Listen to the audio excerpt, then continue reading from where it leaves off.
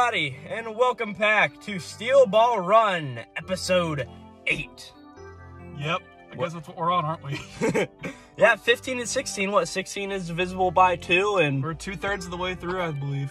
We have 8 chapters left, or 8 yeah, volumes left. You are right, we've got 8 volumes left. What is it, 94 chapter, 96? Something around that number. 96 chapters. Under 100. Yeah, 96 chapters, and probably, what, 24 volumes, right? Yeah, there's 24 volumes. Yeah, so we're back. Few things to know is that we have taken a massive break here recently. Yep. Schedules just haven't lined up, and a bunch of big testing going on, being that we are school-age children. Yes. And of course, being school-age children, we filmed this in a school parking lot, where once again, it is freezing cold again today. Yeah, because as you may know, if you know where we're from, the weather here is very up and down, up and down, up and down. And we're right now in a down. And when a week ago, we were in one of the highest highs we've had in this month. Yeah, it's felt really nice out in the middle of March. And then all of a sudden, it's as cold as can be. Dreary rain. And you may remember this from the good old Nisekoi days, where we were sitting here talking about Nisekoi, like, I don't know, volumes 15 or something. We're like, holy shit, it's cold. Yeah, with the fog coming out of our breath, you know.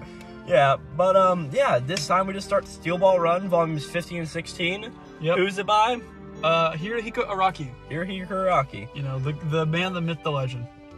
And last time, just for a refresher, we talked about Wrecking Ball and...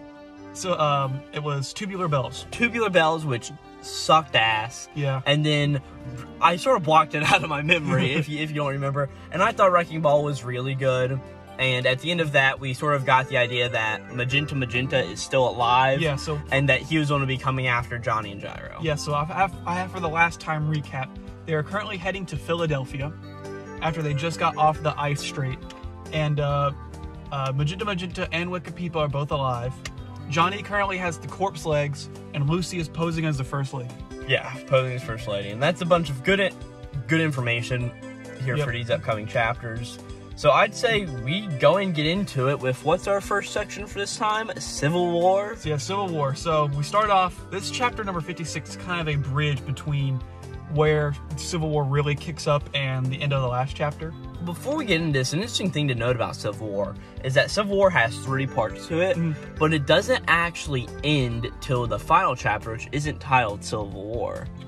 Which is titled like Gettysburg Dream or something, which isn't a problem because it's just a very interesting choice. But just seeing how Araki has written his works thus far, it's a little bit different in how it works. It's only now I realize, just getting into some spoilers, Civil War Stan is named because the guy was fought in the Civil War. Don't tell me you just fucking got that. I just realized that. Okay, well, we should get into this before. Yeah, so... Oh my gosh. So, as you know, it cut to the last stage winning, and it showed Johnny and Gyro winning the stage. So this chapter cuts back 4 weeks ago to Stephen Steele finding Lucy dead, quotation marks. And it was on the coast of what? Chicago? I believe so, yeah. Somewhere around there. Because in Chicago is where the big thing of Tubular Bells went down, if I'm not mistaken. So in Chicago, Lucy is dead, apparently, because I guess that was maybe... Oh, what's her name? That was the First Lady, Scarlet Valentine. Scarlet Valentine's body with Hot Pants' spray on it. Yeah, that's exactly what it was. And then, of course, as we know, Lucy is posing as the First Lady. And as the chapter progresses, we see Stephen Steele, like, you know, mourning the loss of his wife. But then he realizes, he pieces together pieces of newspaper and sees that they're posed like the exact same. That happens a lot later, my man. And he notices that, oh, that happens later? Yes. Oh, my bad, guys. But pretty much all we see here is Stephen is just devastated. He's like, my wife is dead, but that's not my wife. Yeah, but it is. That it probably something's off. Yeah, but he also realizes that it is my wife, but it isn't. It's a very weird thing where we can obviously tell that Steele is in a big mental disarrest. Because as we'll find out later in these chapters, we get a little bit of Lucy backstory. Yeah. And there it really goes to show, like, Steven's a good guy. And this sort of just builds that up even more about how caring he is for Lucy, especially what he ended up saving her from. Yeah, so then we cut back to modern day, and Gyro and Johnny are sitting around at a campfire. Looking at a catalog. Looking at the catalog. And Gyro circles in to buy a new teddy bear. And, well, what's interesting here is that Johnny also circles in to buy a new knife. Because as we see, both of them will discard a teddy bear and an old knife. And they both try to buy new ones. And as we'll see, they try to sacrifice them here. Yeah. And something interesting to note is that they see Hot Pants running by. And Johnny says my favorite quote of these chapters, "Man, he's running like a chicken with diarrhea." Which I think is very fitting. Sure. But they're gonna chase her for the corpse because apparently, according to them, she has all the parts. Yeah, because as far as they know, she took the parts from Johnny during Sugar Mountain. And was it Sugar Mountain? Yeah, it was right after Sugar Mountain. Yeah, it was sometime during there. She took all the parts from them and went away. And of course, we now know that she had to discard all of them with the president. But here it's also implied that she also has all of them. Yeah. So it's a very weird thing, but besides the point. As we see here later, Hot Pants gets really fucking weird. Yeah. So yeah, she bizarre, some might say. So yeah, they chase her all the way to a church and jump in, and they're like, where is the guy? Where's he at? Because Gyro still doesn't know that Hot Pants is a woman, and they see a nun in there, and they're like, oh, sorry to disturb you, sister, but have you seen a man run through here? Like Hot Pants is his name, and she ends up telling them that they're in the back of the storage shed. Yep. And so Gyro dashes off back there, but Johnny's like, you can't fool me. Yeah. You're a girl. He's like, you're Hot Pants, where are the parts? And then she says, I don't have them. So they're screwed. And that's when a strange growth starts appearing out of Hot Pants like a weird child. It's very strange. Yeah, and like from what I can tell of JoJo lore and logic, it like rips half of her side open. And it's just a bunch of weird shit that goes on, and Hot Pants starts blabbing. You mustn't sacrifice. The holy water must purify. It must purify. Yeah, because she kind of gets like wrapped in this like bag kind of thing, which we see as like the physical manifestation of like guilt, as we see with Civil War. Her guilt and her sacrifice that she has previously made. And then we cut to Gyro, if I'm not mistaken. Yeah. Where Gyro has a encounter with this. They start seeing pieces of their past or things that they got rid of before, and it starts to fuse to them. And for instance, what ends up happening to Gyro is Gyro's around here and he hears this voice, right? And this is a stand, if I'm not mistaken. Yeah. Which, there's been a big debate in our friend group for a long time if Gyro has a stand or not. Granted, I'm not done with this series, right? But if he can see this stand and understand it, he must have a goddamn stand. That's exactly what I'm saying. He must at least have a dormant stand. Because there's some characters who have dormant stands that come out later. And it's revealed through, hey, they can see stands, they can interact with them. And that means they're going to get one eventually, you know? Yeah, and that's how Gyro is. I mean, he can obviously see and understand what's going on here. Yeah. Because I don't think it is just whatever Civil War's user is, whose name is fucking Axl Rose. Axl Rose, yep. Well, which I get the whole Axl Rose thing, but really, his name is just Axl Rose. And fun fact, in the manga, this doesn't get told to us until the very fucking end. Yeah, and he doesn't even name his stand until quite later on, I believe. Yeah, only way you know what the stand is named is just because of the title of the chapters. Yeah, and in reading, I think he does say it eventually, my stand, Civil War, like 3 chapters. Yeah, 2 chapters in. Yeah, but pretty much what happens to Gyro is that he sees the stand, interacts with it. They go back and forth a little bit as Gyro sees the bear that he discarded on the ground there. And we cut back over to Johnny where he sees the knife. Yeah, and they also see that the stand is in possession of all the parts that they've got so far. Yeah, and I guess that's because we obviously know that Hot Pants sacrificed someone, as we'll find out here in a few minutes.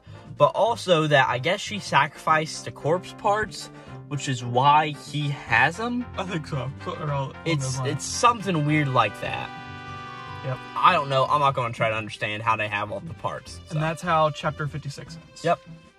So, going straight into Chapter 57, it basically gives an overview of the Steel Ball run so far. There are 61 racers left.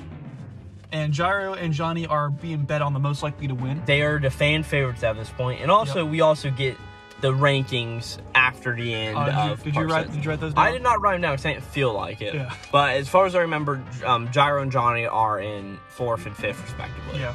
And there's also a few other people in there that, to my mind, we haven't seen yet. Yeah. There's like a Beast Loop in there.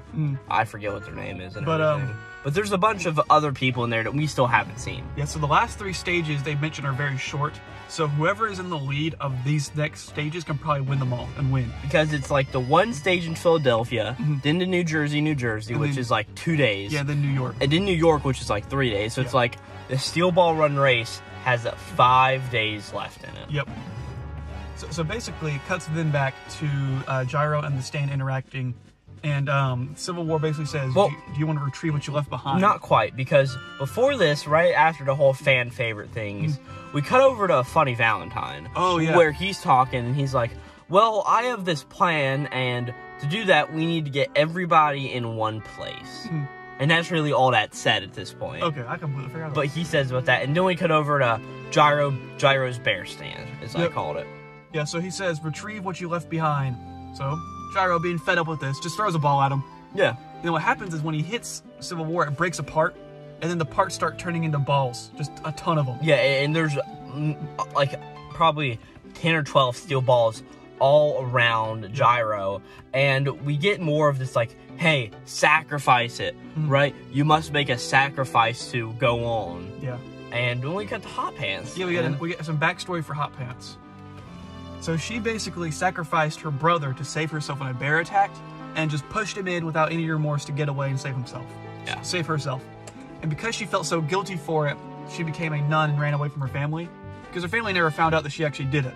Yeah, everybody was like, oh no, it's a freak accident, what's going on? Well, Hot Pants has this knowledge of, I willingly killed him to benefit myself. Yeah, so she becomes a nun, and basically her role is that if she retrieves the corpse parts, she can be forgiven for what she's done. Yeah, she can get all of the corpse parts within herself, and of course, as we know, the corpse of Jesus Christ can bless her and make it so that she no longer has to bear with these sins. Yep. As we see here in this arc, sins are a very big sort of overall message that we get a bunch. Yeah. It's definitely one of the bigger themes of the new trilogy of JoJo, I'd say, being 7, 8, and 9. So that's just something to be interested with. And yeah, she mentions to Johnny that he needs to wash his knife with water or something to get rid of its effects. Yeah, because now she's starting to seem a bit more coherent. Yeah. Right, and she's like, wash it out with water, purify it. And as Johnny gets ready to go over to his canteen he has on his horse. Yeah, his canteen he has on his horse, a rat appears. He sees Danny. And it's a white mouse, I'd say, and it just knocks him off his course. Yeah. And he's like, holy shit, that's Danny. Yeah, so after that, we also see Gyro's being coated in a bag as well. It's cutting back and forth between these panels. Yeah, it all is, and yeah, so pretty much we see that Gyro tried to use a steel ball on him, right? But since these steel balls are things he's discarded, he can't really do that. Yeah, and the user... Holy shit, look who it is. It's Gavin! So, we're here at Gyro's fight where Gyro has tried to use one of these steel balls to fight back Civil War and Axel, because at this point we still haven't seen Axel. We just see his stand manifestation, which I have to say, his stand manifestation is sort of interesting. It's pretty cool, right? It's a very interesting one. It's also sort of just there. And the user, I believe, do they show him yet? No. Okay, but he says that he will reveal his weakness to make the fight fair, which is what we've seen with Rodigan one time. You know, I think the theme of equality is becoming a major thing as well. And as Gyro starts looking at these balls, he realizes, oh crap, these are ones I threw away. These are old balls that I had, like one he used in a failed execution, stuff like that. Yeah, and the big thing is that one of them is one of the ones that whenever he was performing the thing that, if I'm not mistaken, it was the one that messed Wakapipo's sister up, right? The one that his dad was also, oh no, you can't do that or whatever, right? We are the tennis ball and the line, and all of that metaphorical bullshit. And it's there, and Gyro's like, oh, I understand. This is supposed to be getting at my guilt. Then we come back over to Johnny. Yeah, so one thing I want to mention is we get the iconic Johnny butt shot where it's just his ass right in the air on the panel. I think that's very important to mention. Great. And as he's trying to shoot this mouse, it's just running around, bolting around, and it's like trying to shoot a mouse with a gun. I mean, it's ridiculous. Nearly impossible. And eventually there is a boot that manifests on the ground, so right? he shoots the boot and it starts bleeding. We see Nicholas's face Yeah, inside no, because the mouse run inside Yeah. this boot that gets made, and he shoots it, and blood just starts pouring out of it, as Nicholas's face, of course, his brother appears. Yeah, because this is his boot that Nicholas wore. The one that Johnny used in a race against Dio that he ended up losing. Yep. So Johnny starts getting wrapped in the plastic bag Civil War crap, and he can't catch or hit this mouse. So he's shooting, bam! And basically he's like, I missed you, but I hit the canteen. And the canteen comes down and sort of just rains on him, right? Yep. And pretty much he's now free from it as he tries to shoot the mouse some more. But apparently he just can't, and he wants to save Gyro at this point. Yeah, so something else we also see is that he also shoots at the holes near the old well, and water starts shooting out, which I'm not sure is the most realistic thing in the world. Well, but yeah, it's pretty much that, as we all know, water will find a way. Yeah. And pretty much what he did, I guess, is that he uses his tusk to dig down into the ground to find where the water is, and the water just starts shooting up so he can always be free from the sin and safe from all the stress. Which I guess... Do you not get that? Yeah, I guess as a, another thing is... That was a God quote. Okay. Yeah, I didn't get that one. Probably the spin allows the water to come up. He probably, pushes it up. And something else, I don't know if it's the beginning of next chapter or this one, but we get a note that Johnny's like, alright, well, I've got myself free of water. I have my herbs on me so I can constantly regrow my nails, right? We see that, Johnny is really prepared. Yep. And it just makes him a really cool and constructed character, as we see here. Yeah, because this arc is a very good development for Johnny. Whereas, Ringo Road was good development for Gyro. Was it, though? I think it was. I will still give the arc a little bit of shit. But it is nice to see that when Wrecking Ball, we had a major focus on Gyro and Wakapipo, right? And Magenta was also sort of there. And in this arc, we really get a good focus on Johnny himself. Yep. And while we'll see what happens with Magenta later, Johnny here really shows his stuff against Civil War and comes out as a much more likable character because of it. Much more likable than I think Gyro was whenever he did Ringo Road again and True Man's World. Yeah. So chapter 58, we finally get the iconic Jesus appearing. So if you didn't know, we're dealing with Jesus Christ here. Yeah.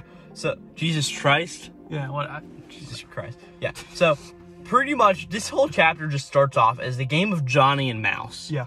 Because Johnny's this cat trying to get to Mouse, and the Mouse is just running away constantly. And it's a big overhead just between these two trying to get at each other. Yeah.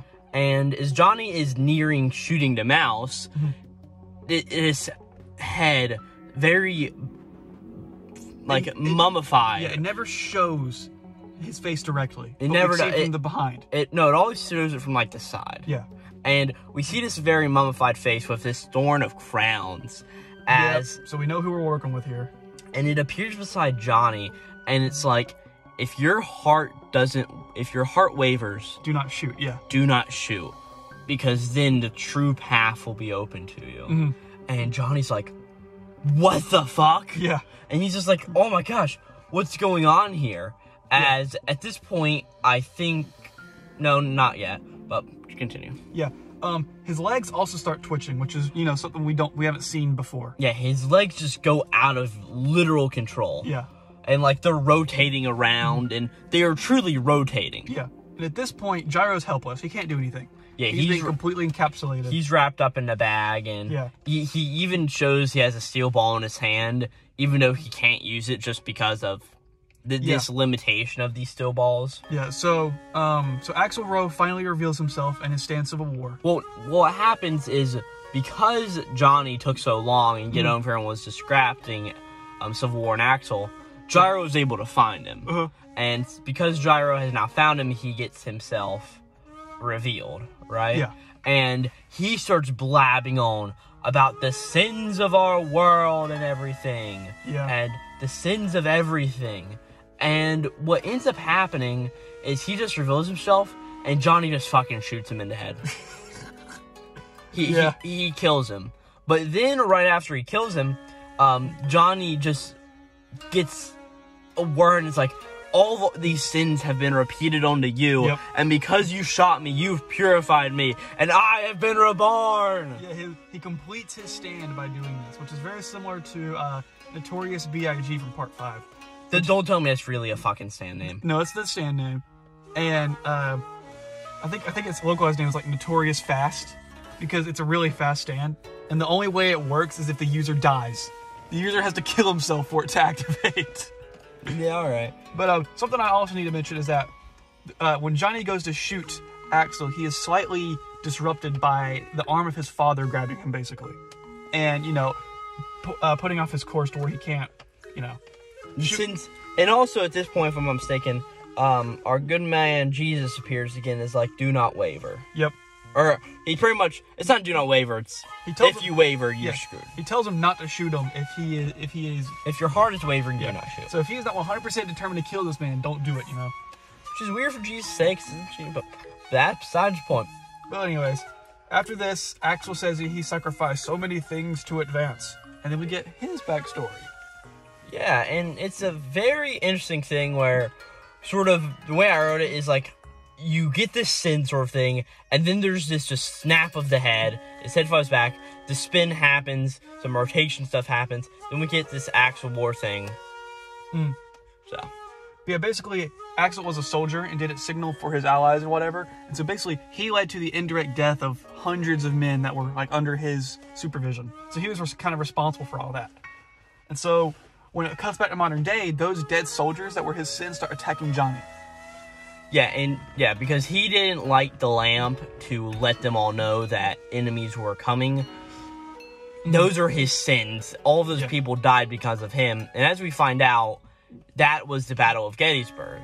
One of the most important fights in the Civil War, because it was one of the most deadly fights.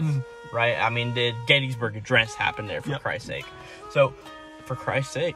Wow, yeah. Speaking of which, Jesus Christ appears again. Yeah. And, basically, Johnny finally gets what he's trying to say. So in order to find this new path, he must not waver. And basically, that means he must have the ultimate resolve and shoots himself. Yeah, and he literally does. And he starts rotating into himself. And he rotates into himself, and then all that's left are just his legs standing above the ground. Now, I have in parentheses Demon Slayer. Remember the Mugen Train arc? Sorta. I watched a movie. You remember where Tanjiro had to kill himself in his dream to wake up every time? He had to find the true resolve to get out. Bullshit. Well, now we know where he copied it from. I don't know. Demon Slayer to me, I know this is going on a far rant, but I don't care at this point. Demon Slayer was an interesting series, right? Again, the one thing I'll say about Demon Slayer is that it used every one of its characters well. Something that does a lot better in this series, for instance. Because we have a bunch of characters who just appear out of goddamn fucking nowhere. Well, at least in Demon Slayer, we had a set cast of characters and each one rotated in and out. Okay. But to be honest, I don't understand why that series is so popular. I understand it. Great animation, right? I won't deny that. The animation is really fucking good. I won't deny that it has a decent plot. But to literally make, like, $18 million in the first week of the new movie that just came out for Demon Slayer, a world tour or whatever. Made $18 million? Yeah, you know what's funny about that? Lord. It made $8 million in Japan and $10 million in the States. It made more in the United States of America than it did in Japan. That's crazy. Why is Demon Slayer so popular? Care to explain? I mean, it's good, simple fun, you know. A lot of ages can like it. I mean, it is gruesome, but a lot of children watch Demon Slayer. And the animation's just amazing. And the main character is kind-hearted and is a good role model. It's for the kids, man. Raku's better. It's for the kids, man. I want my harem protagonist more than I want my demon-murdering protagonist. Anyways, let's end off this volume with chapter 59. Yeah, 59. So we get some awesome opening artwork. Yes, we get a very interesting color spread, which I think is super interesting. Because on the first, we have, like, the opening spread, which has Johnny on it. Yeah. Then we have a double-page spread that has a bunch of characters on it. Notably, it has, on one side of it, it has Dio and Valentine.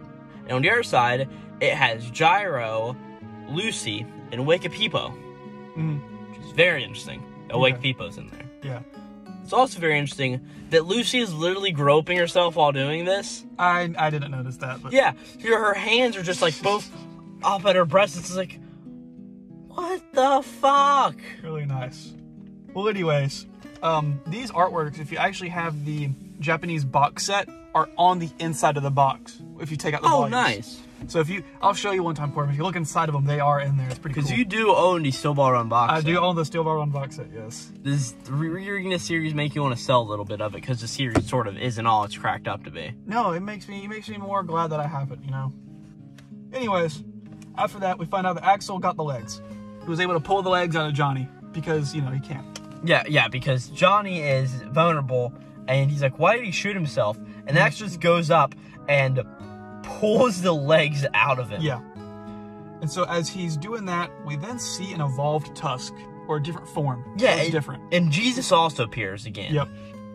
And it's a weird thing where he's, again, just like, do not waver, your path has been opened, here you go. As what we see happens next is really fucking cool. Okay. Because Johnny sends his parts with the power of spin around and just starts shooting. Yeah, so basically, he has now unlocked basically perfect spin. It is, Gyro even mentions this is better than what the Zeppeli family can do. He can basically put himself into a hole, move that hole around, and pop out of it and shoot wherever he wants. It's pretty much like he has the spin dimension. Yeah. And he can go into spin dimension and exit it wherever he wants. Yeah. I don't know if there's a limitation to that, but if there is, we don't see it now. But he can pretty much go wherever he wants, and his body still operates as it would. So he's able to stick his hands out and shoot. Yeah, so then we get like 4 straight pages of him just shooting down all these goons, just destroying every guy that Axel made. Yeah. It's really cool. So yeah, this is it's not confirmed here, but it's Tusk Act 3. Yes, Tusk Act 3. This is what its ability allows him to do. So yeah, we then find out that Axel cannot die because Johnny tries shooting him, and because he's already dead, you know, he basically has passed on and has become like a perfect version of himself or something. And he appears because of some weird sin bullcrap. I'm not going to try to understand it. It's very weird. Yeah, he says he needs the parts to purify himself. So I think once he does that, he can become a living being once again and be free of all the crap that he's done in his past life. Yeah. So yeah, that's what he was trying to do. So then he starts running away because Axel's like, the battle's won, I'm done. You have to deal with this, you're going to die from the sins that I've left you. And as he's taking everything and he's got the entire corpse part, yeah, Johnny makes a portal right beside him. Yeah, he shoots the wall and that wall creates a hole for him to grab out of. And he then goes through and he grabs part of the corpse. Yeah. And just starts pulling it towards him. And you can see it like cracking and breaking.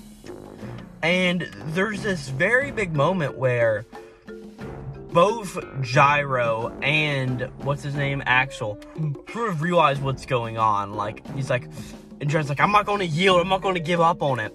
And he just keeps pulling on it, and Axel's just like, oh, I get what he's going to do.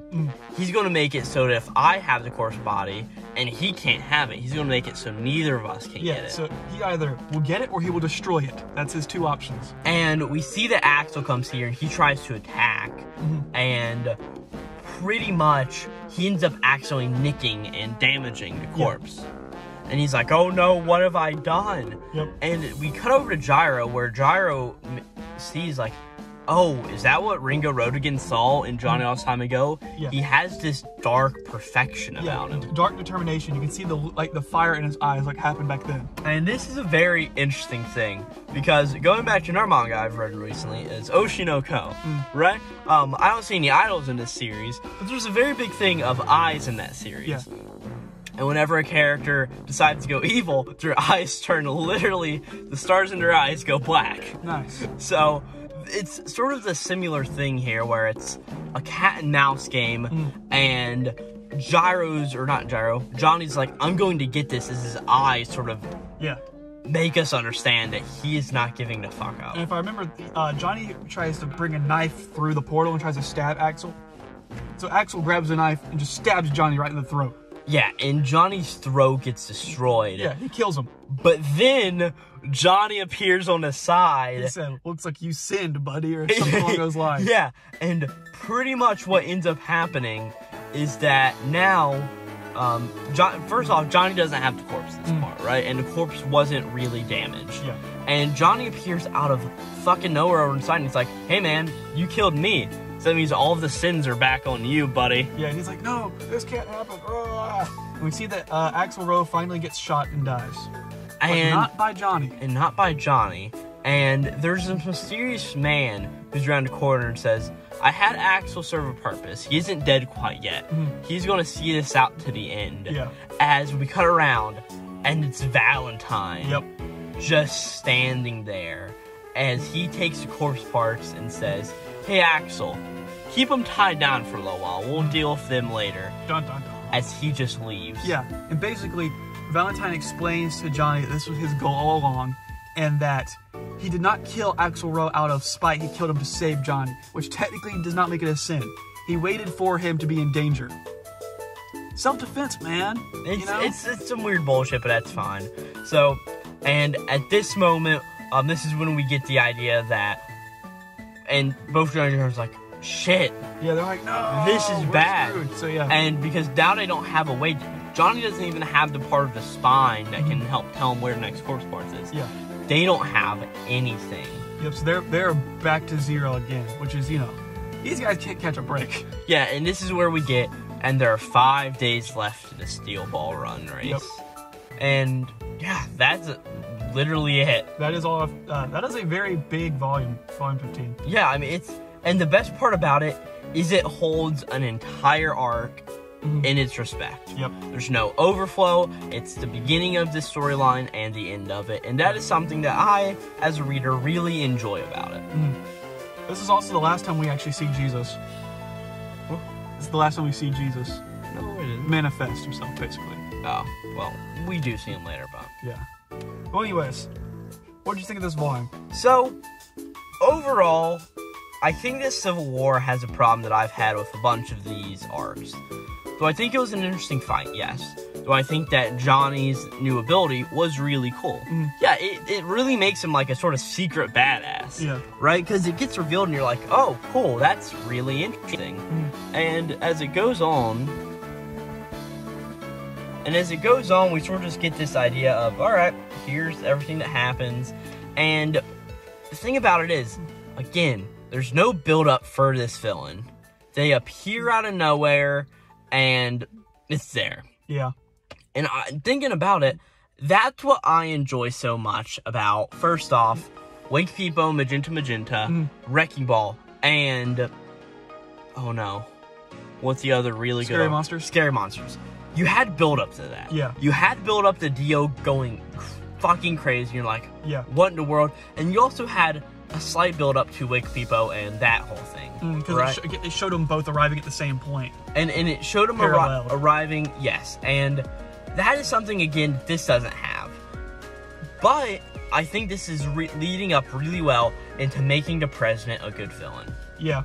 Because here, he appears out of nowhere. We obviously know that he's been working in the shadow. But now Johnny and Gyro fully know and understand this. And to me, I think that makes it really good. Yeah, so what I like about Valentine is that he's meticulous and he's smart about what he does. He's not irrational or crazy or just so strong he can overpower everybody.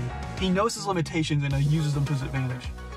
Yeah, and I definitely do think that this is a good addition to the Steel Ball Run storyline. I do think that it helps out. Is it perfect?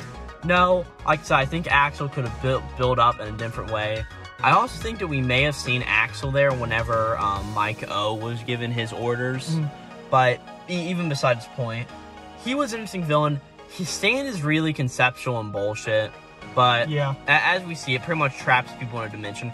Something else I like about it is we actually do get an answer for that. We do get an answer for why all this has happened, but that's besides the point. Yeah. So I mean, I do agree. This fight did basically come out of nowhere. They ran across him by pure chance because they saw Hot Pants. Yeah. And, we don't even get anything with Hot Pants at the end of this. Yeah, they never really do show her doing anything. But, whatever. Yeah. I mean, Hot Pants, just due to the nature of her stand, has to be a support character at best. Yeah. And she just appears out of nowhere, and it's just a really weird thing, and after she tells Johnny the whole secret of, hey, here's this, go get the water. There's not really a whole lot else about that. Yeah. But moving on to Volume 16, there's a lot less content to cover in this one. Yes, and fall in, what is it, Chapter 60? Yeah, so Chapter 60, Johnny and Gyro finish in 6th and 7th. Yep, we get the stage and... Yeah, the fight really delayed them. Yeah, and we also see that in the lead was no other than Dio. Yep. Which also means that Dio now has 2 hours worth of bonus time. Which is huge, yeah. Which is huge, whenever knowing that these last few parts are only going to take about 5 days in the storyline. So, something else interesting is that as they're going through the race, Johnny and Gyro are both depressed, and they see Mint come up with guns, and they just, bam, get rid of them. Yeah. And they realize Funny Valentine has no more use for us, that he's got all the parts, we're done for. They're going to kill them any chance they get, which I think is really cool. But also another thing I saw about this is that they lost. So, those are just angry sports bettors. Angry sports bettors, yes. Who are also trying to get at him, and they don't even bat an eye. They just shoot him in the back of the head. They just keep on rolling. And it's just a very interesting thing. So yeah, so they're going from Pennsylvania, New Jersey, and Johnny and Gyro says, you know what? Why don't we go after Dio for that eye? Let's get him back for what he deserves. Yeah, because they now see he's up, so they're like, of course we know that Gyro needs to settle the score. Yep. So that happens. And we also, at this point, cut over to Steven Steele in a wagon. Yeah. This is where he realizes this is where he puts the papers together and realizes what's happened to Lucy, that she's the first lady and everything. As we see that Magenta is now on the cart above him. Yep. And he gets down, says, hold this roll off for me, and caps his ass. Yeah, and he pretty much ends up shooting Steven Steele dead. Yeah. But he isn't dead, he's still barely alive and everything. And at this point, it's like, okay, what's going on here? As we then cut over to Valentine. Yep. Who is over with Lucy. So, or Scarlet. Yeah. I don't care. As I do my My Hero Academia reviews, it's like, which one is this? Is Shigaraki all for one, all for one Shigaraki? Yeah! Yeah. So. Also, something to mention real quick before we get to that is Weka Pipo appears and sees Steve, and he's like, I gotta save these guys. Because, basically, Weka Pipo's now become kind of an anti-hero.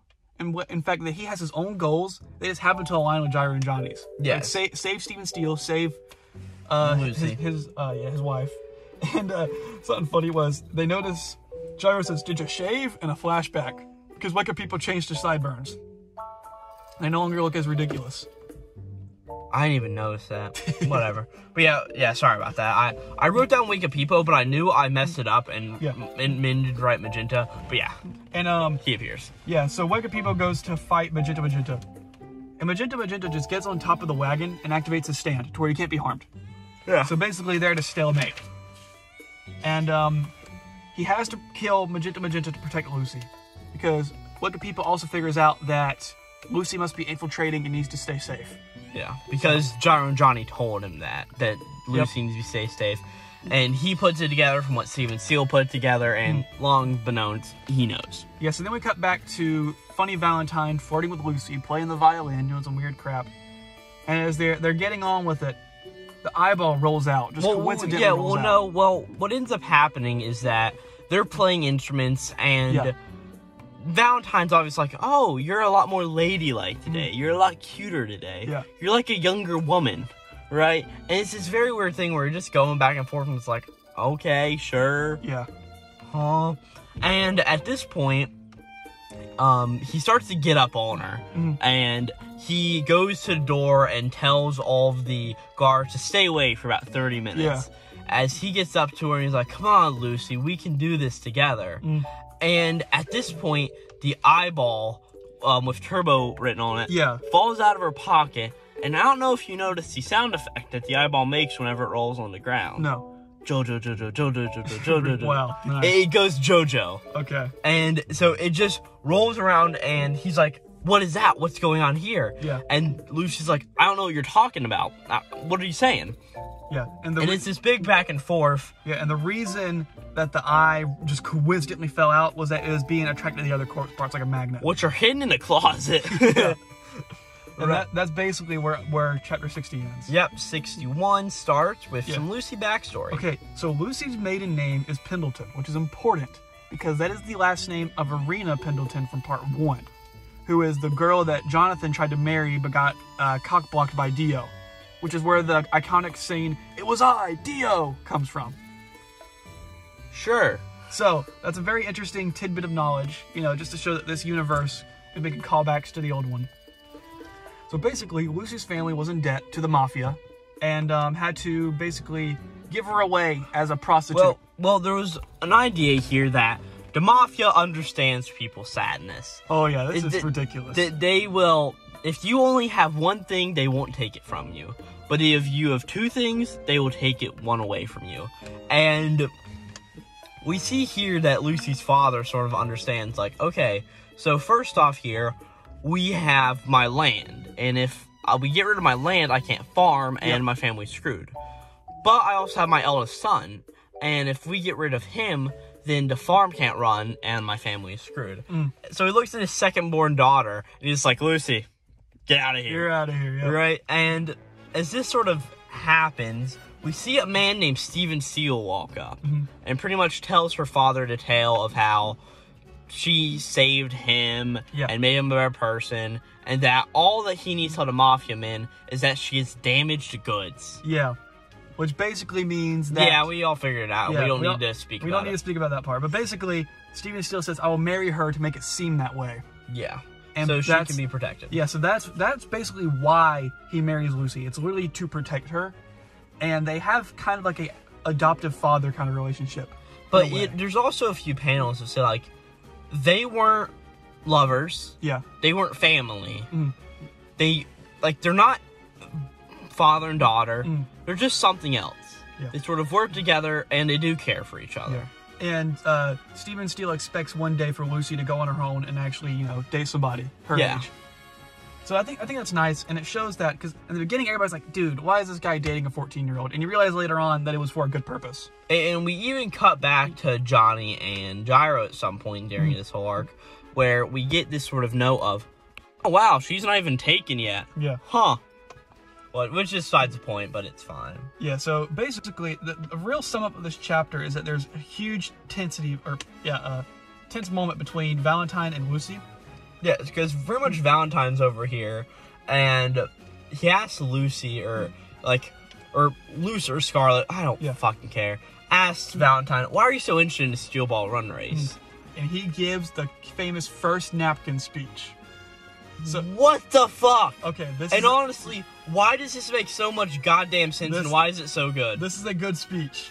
Oh, it is. I will fully say that. Basically, he says, in the world, when it comes to making decisions, the person who creates rules is the one who takes the first initiative.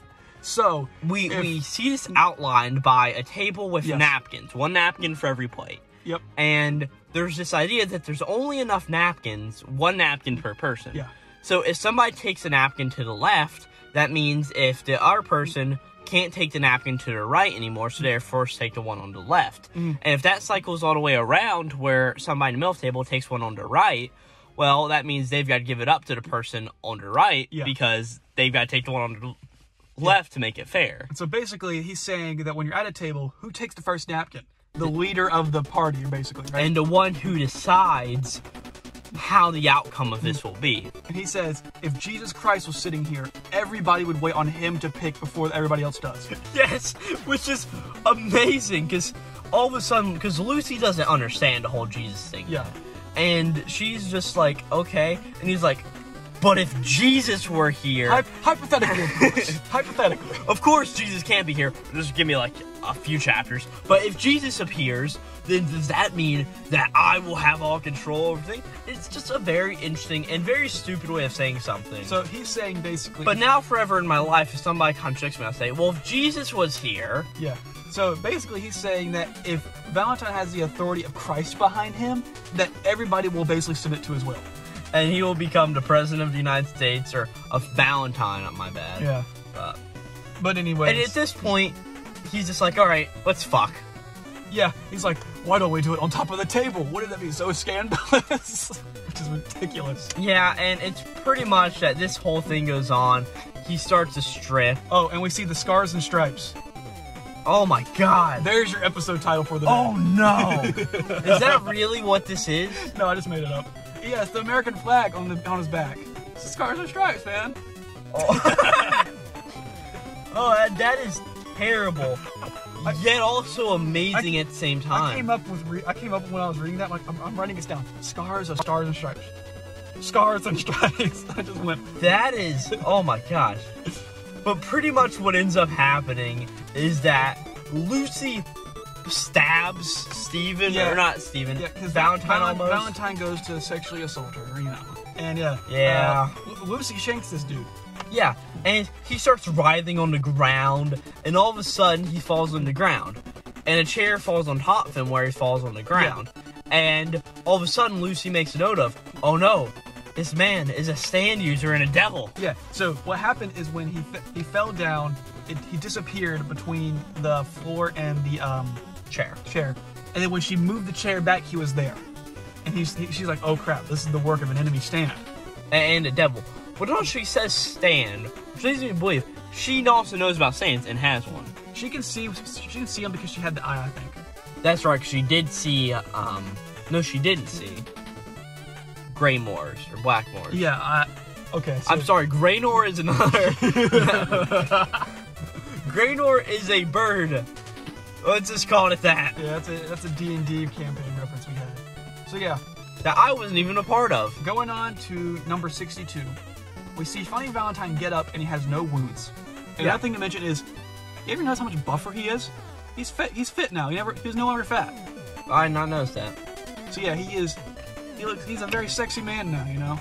So that's something interesting to note. And it's pretty much a big thing of like a hide and terror seek. Yeah, and we also see his stand. Yeah, and his stand looks a lot cooler than Civil War. Oh, Valentine's stand is one of my favorite designs. And there's a very specific design motif that I will tell you about later when we see what his ability really does. So, but yeah, Lucy hides and is cornered. Araki can't draw feet because there's a very weird scene of Lucy and her feet look very strange. She's like fingers. You know, so we do need to start speeding up here a little bit. So pretty much, Lucy goes around and ends up hiding in the closet, where she finds the body of Jesus in the chimney. Yep. As she's searching for the eye, and she gets like enlightened over here, and like something goes down her throat, and it's just a very weird thing. As she starts to go over and gets trapped in, I don't know what you'd call it, just like in this world for a second, and then just goes over into the corner and just sulks. Yeah, and Valentine finds her and finds out that on her stomach you can see the face of Jesus. And yeah, it's very strange. Pretty much, she's Virgin Mary. In a way. I never thought about it like that, but yeah, you're right. That's pretty much what this is sort of saying. Yeah, you're right. It's a very weird thing, and we're just going to leave it at that. I don't really want to talk about it, because it's really fucking weird, to be honest with you. It is strange. But we cut over into Magenta and Wakapipo, where they are fighting. Magenta lit dynamite, and was planning to blow the whole thing smithereens. Yeah, what he would do is he would do his stand, and basically the bombs wouldn't kill him. Yeah. Which is pretty genius. Wakapipo's like, man, you're actually strategizing for once? Yeah, and Wakapipo sort of does this thing, and he hardens. He tries to harm himself, and a dinosaur comes by. There's the big fight, and pretty much what ends up happening is Wakapipo hardens Steven's steel with his balls, and also tries to harden himself. Uses the left side ataxia to make everything go weird. Yeah. And it's just a very... He knocks them off course so they land in the water. Yeah. And it's a big thing where, okay, everything's happening, and everything's done. We see that Magenta is stuck at the bottom of the sea. Yeah, because what happened was, Wakapipo throws another ball to unravel steel down there, similar to what Gyro did. And it basically entangles Magenta. So he's like, okay, I'll activate my stand. And then he sinks and can't get back up. And he sinks and he can't get back up. And he's like, all right, well, Dio will save me, because Dio saved me before. We're allies. Yep. And we pretty much get a note of, okay, well, he's down here to sea. Over time, over years, he gives up. Yeah, he does. And he dies under the sea by... So yeah, that's what happened. He had a lame comeback and a lame death, which is quite fitting for the character. Yeah, and then we get a panel of like all of the racers going to do their thing. We also get a panel of Marco and Gyro's father, as we see like the next few stages, and we just get this very weird panel. I'm pretty sure it's just a reminder that this is what's on the line for Gyro, I think. But yeah, I was wondering what was going on with that as well. And this also just sort of appears out of nowhere. I don't really understand it. And then we finally, chapter 63, the best chapter ever. We'll get into it. And so we get this idea of Steven is not dead, but he is sorta. Oh yeah, he's barely hanging on. And that's really it for all the important stuff out of these.